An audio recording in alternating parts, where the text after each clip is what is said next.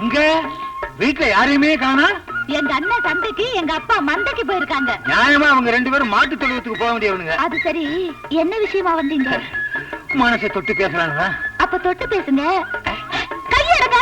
கொஞ்சம் கூட நாகரிகம் இல்லாம பொறுக்கித்தாம நடந்துக்கிறீங்க. என்னையா பொறுக்கின்னு சொல்ற, கோவப்படாம சிரிச்சுட்டே இருக்கிற? நான் மட்டுமா பொறுக்கி? அவ்வளவு பேரும் பொறுக்கினா? எப்படி? ஜவுளி கடைக்கு போறோம், நல்ல சேலையா நல்ல வேஷ்டியா பொறுக்கி எடுக்கிறோம். காய்கறி கடைக்கு போறோம், நல்ல காய்கறியா பொறுக்கி எடுக்கிறோம். தேர்தல் வருது, நல்ல வேட்பாளரா பொறுக்கி எடுத்து ஓட்டு போடுறோம். கருவாடே நாத்தம், அதுல நல்ல கருவாடுது கெட்ட கருவாடுதுன்னு பொறுக்கி எடுக்கிறது இல்லையா? அவ்வளவு ஏன் என்னையவே எடுத்துக்க, எத்தனையோ பெண்கள் இருந்தோம் உன்னை பொறுக்கி எடுத்திருக்கேன்ல. இதுல இருந்து என்ன தெரியுதுன்னா, எல்லாருமே பொறுக்கிங்க தான். இப்படிப்பட்ட ஒரு அறிவாளியத்தான் நான் தேடிக்கிட்டே இருந்தேன். ஆனாலும் இந்த பொம்பளைங்க இருக்காங்களே, ரொம்ப ஆத்திரப்படுறாங்க, ரொம்ப கோவப்படுறாங்க, பொறுமையே இல்ல. என்ன இருந்தாலும் பொம்பளைங்கள மாதிரி பொறுமைசாலித்தனம் வராது. பொம்பளைங்க தான் பொறுமைசாலியா? உலகத்திலேயே ஆம்பளைங்க தான் பொறுமைசாலி. பொம்பளைங்க தான் பொறுமைசாலி, ஆம்பளைங்க தான் பொறுமைசாலி. பாப்பமா பாப்போம். சரியா சரியா பாத்தியா, பொறுமை இல்லைங்கிறத காமிச்சிட்டு இல்ல. இப்ப பாரு, இங்க தொடு. பொறுமை இருக்குல்ல? இங்க தொடு. பொறுமை இருக்குல்ல? முத்தம் கொடு. பாத்தியா, பொறுமையா இருக்கேன்ல. இதுல இருந்து தெரிஞ்சுக்க, உலகத்திலேயே ஆம்பளைங்க தான் பொறுமைசாலி. நீ பயங்கரமான விட முடியலையே. மிட்டாய் செஞ்ச கையாச்சா, 2 கையும் ஒன்னா ஒட்டிக்கிருச்சே. ஐயோ, இப்ப என்னையா செய்யறது? ஒரு யோசனை.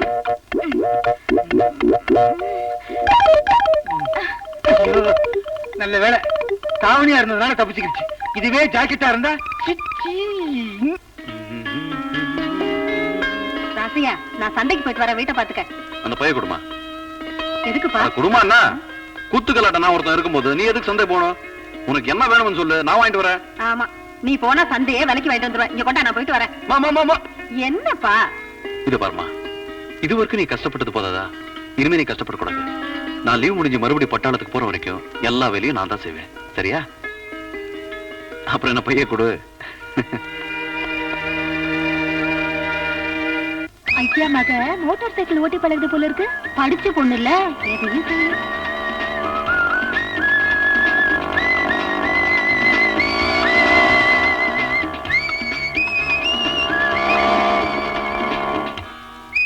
ஹாய், நான் வேணா லிஃப்ட் கொடுக்கட்டுமா? தேவையில்லை, பின் சீட் காலியா தான் இருக்கு. இத பாரு, ரோட்ல எவன வேணாலும் ஏத்திக்கிட்டு போறது பணக்காரங்களோட பழக்கமா இருக்கலாம். ஆனா கண்ட வண்டியில ஏறது எனக்கு பழக்கம் இல்ல. நீ போலாம். போனா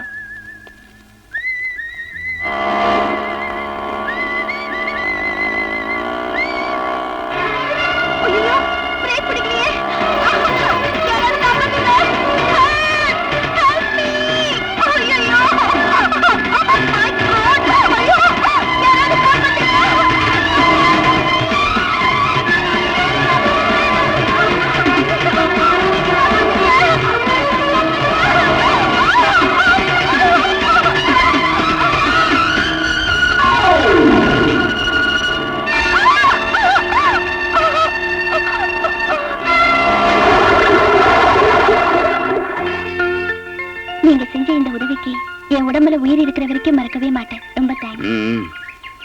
ஒரு நாட்டுக்கு ஆபத்து வராம பாக்குறது ஒரு சிப்பாயோட கடமை. அதே மாதிரி எந்த உயிருக்கு ஆபத்து வராம காக்குறது மனித தன்மை. நான் என் கடமை தான் செஞ்சிருக்கேன். அதுக்கும் பாராட்டல ஒண்ணும் தேவையில்ல. நீ ஒழுங்கா வீட்டுக்கு போய் சேரு.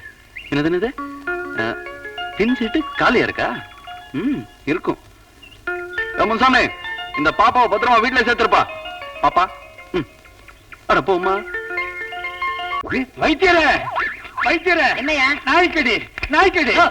நாயை அடிக்கணும், நீ போய் கடி. அட இல்லைங்க, நாய் என்ன கடிச்சிருச்சு? அப்படி விவரமா சொல்லு. நீ வாழ ஆட்டிருப்ப, அது கடிச்சிருக்கோம். எனக்கு ஏது வாழு? நாய்க்கு தான் வாழு, அதுதான் ஆட்டம். சரி சரி, உட்காரு.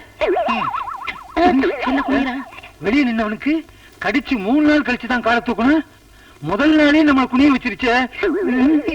என்னது பின்னால அரிக்குது? வால் வளர ஆரம்பிச்சிருச்சா? குத்துது? நாய் கடிச்சாலே அந்த அறிகுறி தான் இருக்கும். நல்லா உட்காரு. முடியலையே. உன்னை நாய் எப்படி கடிச்சது? வாயிலதான்.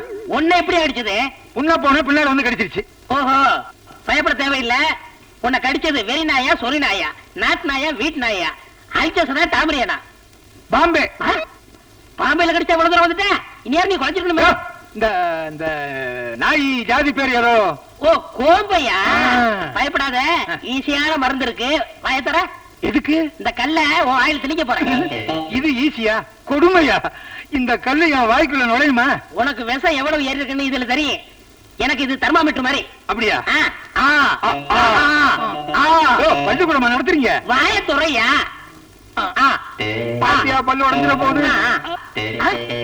யோ, என்னய்யா ஏற்கனவே ஒரு கல்லு வாய்க்குள்ள வச்சிருக்கியா? அது உள்நாக்கு. ஆ, இவ்வளவு பெருசா வளர்ந்துருக்கு. கொஞ்சம் கொஞ்சம். அப்படி. உனக்கு விஷம் இறங்கணும்னா நான் போய் நாயை திருப்பி கிடைக்கணுமா? இல்லையா, அந்த நாயை கூட்டிட்டு வந்து பாலும் பழமும் வைக்கணும். பாலும் பழமும் வச்சு அது கூட நான் முதலிரவா நடத்துறது? எங்க நடத்தான் பாரு. அப்புறம் உன் வாழ்க்கை பூரா இழுத்துக்கோ பறிச்சுட்டு தான் தெரியணும். அங்கேயே போயிட்டீங்களா நீங்க? எங்க கல்ல உள்ள தள்ளி பல்ல உடைக்க பாத்தீங்களே. இது என்ன பெருசு? இது பெருசு இல்லையா? இது என்ன கொலக்கட்டை மாதிரி. கோம்ப நாய் கடிச்சதுக்கு இந்த கொலைக்கல்ல வச்சேன். இதே அல்சேஷன் கடிச்சிருச்சு, இந்த ஆட்டுக்கல்ல உள்ள தள்ளிடுவேன். பின்னால ஒருத்தன் வர்றான், அவனுக்கு வைங்க. அவனுக்கு ஏற்கனவே வச்சுட்டேன். வச்சிட்டீங்களா? எப்படி தாங்கனா? அது சரி, அவனதான் அவன் தாங்கிருப்பான். நீங்க வைத்தியத்தை சொல்லுங்க. நீ என்ன பண்ற? 6 நாளைக்கு இங்க வர்ற. தினசரி இத அரைச்சு 3 நாளைக்கு இடுப்புக்கு மேல தடவு, 3 நாளைக்கு இடுப்பு கீழே தடவு. அது என்ன கீழே மேல? விஷம் ஏறி இறங்கும்லையா? இதுக்கு இங்கிலீஷ் வைத்தியத்துக்கே போயிருக்கலாம். 31 ஊசி தொப்புல போட்டிருப்பாங்க, பிரச்சனையே இருந்திருக்காது. அங்க தொப்புள் கிழிஞ்சிரும், இங்க வாய் தான் கிழிஞ்சது. அது சரி, அங்க கீழே கிழியுது, இங்க மேல கிழியுது. மயில மயில் மயில். ஆஹா, நான் இதுவாக்குன்னு நினைச்சேன். என்னண்ணே? நல்லெண்ணெய் விளக்கெண்ணெய் இதுக்கெல்லாம் ஊத்தி விளக்கேத்தணுமா? இந்த பச்சளையில ஊத்தி உடனே அரைச்சு கொடு இவர் கையில. ஏன் அவரே வீட்டுல போய் தடவிட்டுமே? மூலிகை ரகசியம் தெரியக்கூடாதுமா, அப்புறம் இவர் வைத்தியர் ஆயிருப்பாரு. போ.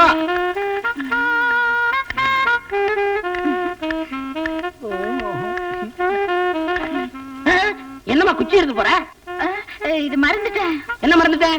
வைத்திய எடுத்து பொண்ணு குச்சி மேல ஞாபகம் இருக்கக்கூடாது, பச்சளையில மேலதான் ஞாபகம் இருக்கணும். போ. யோ, என்ன நீ உட்காந்துருக்க? போய் தடவிக்க. நீங்களே சொல்லிட்டீங்கல்ல, தடவிக்கிறேன். பால் முளைக்கிறதுக்குள்ள தடவிக்கணும்.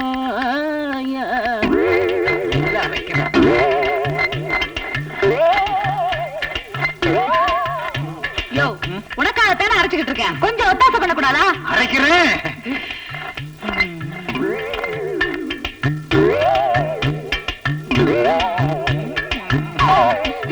என்னையா இது? அரைக்கிறேன். கொழுவை மட்டும் வச்சு அரைக்க முடியாது, அம்மியையும் சேர்த்து அரைக்கணும். ரெண்டும் சேர்ந்தா தான் அரைக்க முடியும். ஆமா, நான் ஒண்ண மட்டும் வச்சு அரைச்சுக்கிட்டு இருக்கேன்.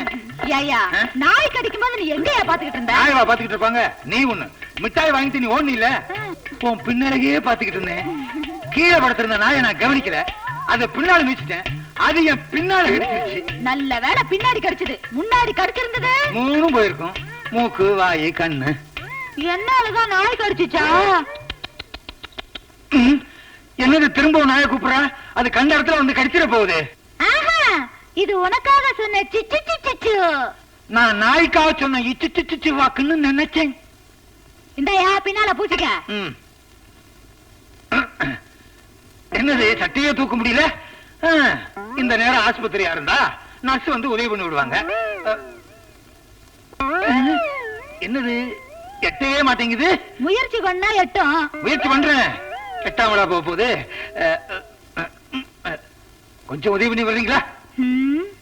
சரி, வியாதிக்கு பாவம் இல்ல, கொண்டா பூசி விடுறேன்.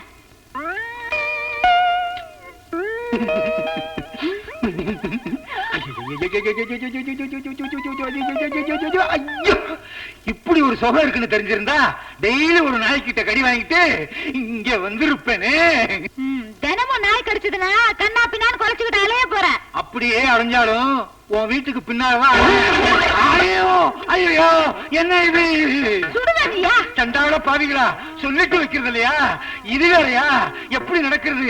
ஏற்கனவே நாய் பின்னால, இப்ப முன்னாலயா? அட பாவிகளா, எல்லாத்தையும் அவிச்சு விட்டீங்களா ஐயா?